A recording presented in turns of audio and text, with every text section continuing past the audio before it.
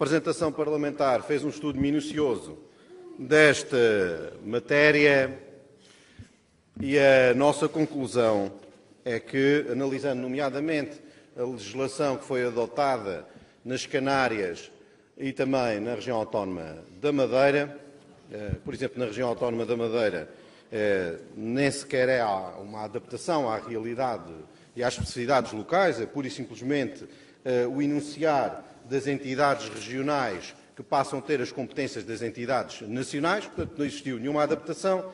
A mesma coisa também sucede, por exemplo, na Comunidade Autónoma das Canárias. Portanto, aqui o Governo optou, e bem, por ir um pouco mais longe e adaptar a legislação à especificidade da região autónoma dos Açores. São muitas, senhora deputada, como bem, penso eu, tenho conhecimento do facto. Devo dizer o seguinte, há 4 pontos que me preocupam. Muitas vezes a burocracia europeia tem sido vista em Portugal e também na região autónoma dos Açores como uma burocracia que cria graves dificuldades às pessoas. Nomeadamente, já destruiu muitas culturas tradicionais. E é importante que o legislador tenha em conta a especificidade da aplicação das diretivas europeias. Nesse sentido, nós temos aqui fundamentalmente 4 questões.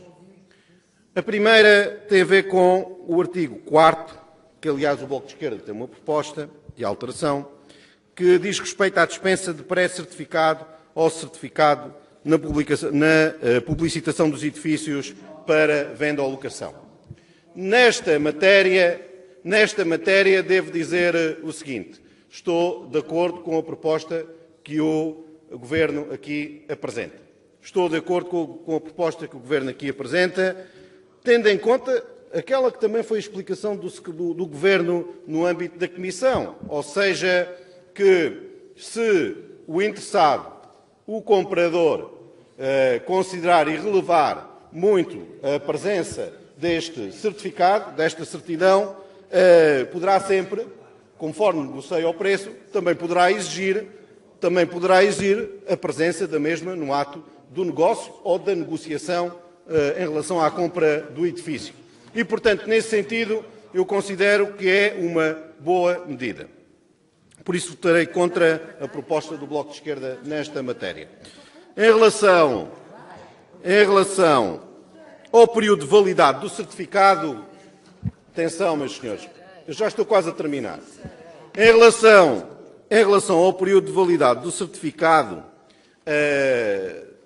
temos um período de 10 anos, que é aquilo que é estabelecido, que é a amplitude que é estabelecida do ponto de vista europeu e que foi adotada na maior parte dos territórios autónomos. Eu penso que aqui, na região autónoma dos Açores, essa também deve ser a nossa perspectiva e os nossos parâmetros. Depois, em relação ao valor, o valor médio, que evidentemente depende também da área do edifício, o valor médio é de cerca de 200 euros na República e, no âmbito da aplicação desta diretiva a nível europeu, eu tive a oportunidade de verificar que existem diferentes preços que têm a ver também com a concorrência e a existência de técnicos qualificados no mercado e, portanto, há também aqui um mercado concorrencial que se estabeleceu do ponto de vista da certificação. Finalmente, uma questão que me preocupa de forma específica é a situação que nós vamos enfrentar na Ilha do Corvo. Nós não temos, na Ilha do Corvo, não temos nenhum perito qualificado para a certificação energética. E isto significa que, além de pagarmos o que todos os outros pagam, também vamos pagar a deslocação do técnico e, como só temos 3 ligações aéreas, também vamos pagar a própria estadia do técnico. Portanto, isso irá fazer com que se crie aqui uma situação de desigualdade entre as ilhas e entre as pessoas que vivem em ilhas diferentes. E, portanto, é algo que eu considero que nós também devemos ter em conta no âmbito da legislação que aqui vamos aprovar e depois, futuramente, do ponto de vista da regulamentação na portaria. Portanto, em relação a esta matéria, de forma específica, o PPM tem uma proposta que irá apresentar na intervenção seguinte. Senhor Presidente, senhores deputados, senhores membros do Governo, eu nestas matérias gosto sempre de sair da abstração com que estes temas são tratados. Gosto de colocar as questões que as pessoas nos colocam quando voltamos às ilhas e dizem: mas o que é que o senhor esteve lá a fazer? O que é que o senhor lá esteve a fazer em relação à proteção das nossas situações específicas? Porque, meus senhores, eu vou dar-vos um exemplo de aquilo que está a acontecer na Ilha do Corvo. Porque são realidades diferentes, porque a Europa é feita de regiões muito diferentes, porque nós não estamos em Bruxelas, nem estamos em Berlim. Estamos na Ilha do Corvo, que tem situações diferentes. E, portanto, ou numa outra ilha da região autónoma dos Açores, tem outras características. Mas quem está na Ilha do Corvo, para já tem muita dificuldade que o técnico se possa lá deslocar. É logo a primeira questão. Em segundo lugar, o que é que pedem normalmente? Vou dizer-vos, além do preço do serviço, porque obviamente porque é que ele não quer ir? Não quer ir porque só temos 100 focos, logo tem uma ou duas casas, e portanto ele estiver num outro local, noutra ilha, tem muito mais serviço. Obviamente, logo a partir daí, é uma dificuldade específica. E depois pede, portanto, se o técnico for oriundo da Ilha do Faial, paga 87 € de passagem, não é? Vai juntar ao serviço. Mais 45 € na época baixa por noite. Se for na sexta-feira, dorme 3 noites, só pode ir na segunda, só temos avião na segunda-feira.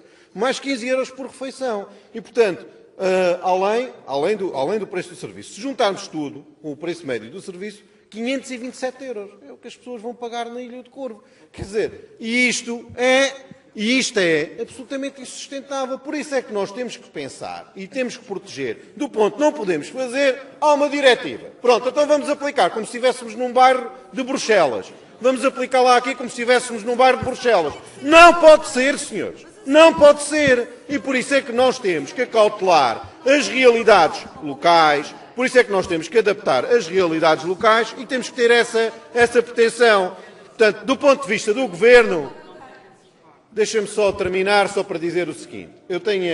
Do ponto de vista do Governo, já vi que existe abertura para acautar esta situação numa futura portaria. E, portanto, nesse sentido, esta é uma preocupação essencial na minha perspectiva. Em relação ao artigo 4º, o que o Sr. Deputado Jorge Macedo acabou de dizer é absolutamente, eu penso que é um argumento irrefutável. Porque, como ele próprio disse, no momento da celebração do contrato, há uma expectativa de receita. Há uma expectativa de receita evidente. Agora, realizar este tipo de despesas, sem saber se pode vir a ter alguma receita ou não, é incomportável para as pessoas. Esta é a vida real, meus senhores. E é isto que tem que ser acautelado.